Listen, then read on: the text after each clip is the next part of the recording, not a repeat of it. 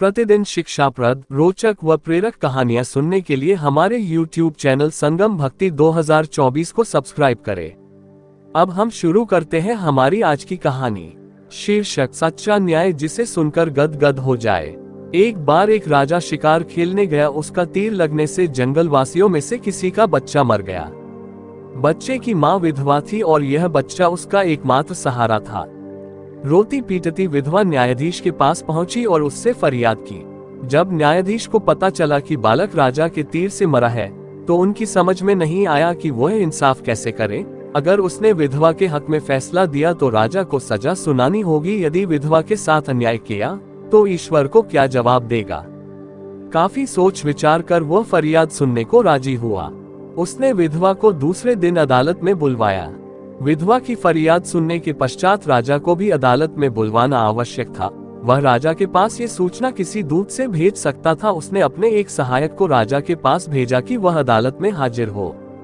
सहायक किसी प्रकार हिम्मत करके न्यायाधीश का संदेश राजा को सुनाने पहुंचा।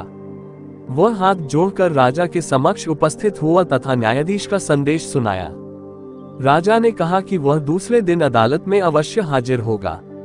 दूसरे दिन सुबह राजा न्यायाधीश की अदालत में हाजिर हुआ। वह जाते समय कुछ सोचकर अपने वस्त्रों के नीचे तलवार छिपाकर ले गया।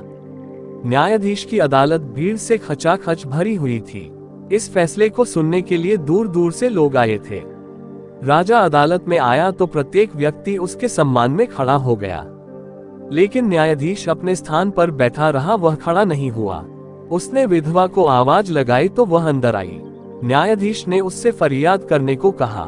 विधवा ने सबके सामने अपने बेटे के मरने की कहानी कह सुनाई।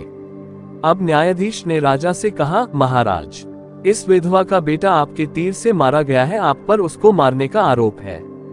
इस विधवा की यह हानि किसी भी स्थिति में पूरी नहीं हो सकती।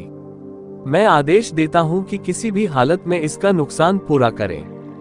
राजा ने उस विधवा से क्षमा मांगी और कहा, मैं तुम्हारे इस नुकसान को पूरा नहीं कर सकता, किंतु इसकी भरपाई के लिए मैं पुत्र के रूप में तुम्हारी सेवा करने का वचन देता हूँ तथा पूरी उम्र तुम्हारे परिवार का सारा खर्च उठाने की जिम्मेदारी लेता हूँ, जिससे तुम्हारी जिंदगी सुख चैन से कट सके। विधवा राजी हो गई। न्यायाधीश अपने स्थान से उठ खड़ा हुआ तथा उसने अपनी जगह राजा के लिए खाली कर दी। राजा बोला, न्यायाधीश जी, अगर आपने फैसला करने में मेरा पक्ष लिया होता तो मैं तलवार से आपकी गर्दन काट देता। कहकर उसने अपने वस्त्रों में छिपी तलवार बाहर निकालकर सबको दिखाए। न्यायाधीश सिर झुकाकर बोला, महाराज, अगर आपने मेरा आदेश मानने में जरा भी टाल मटोल की होती तो मैं हंटर से आपकी खाल उधड़वा देता। इतना कहकर उसने भी अपने वस्त्रों के अंदर से एक चमड़े का हंटर निकालकर सामने रख दिया। राजा न्यायाधीश की बात से बड़ा प्रसन्न हुआ और उसने उसे अपनी बाहों में भर लिया।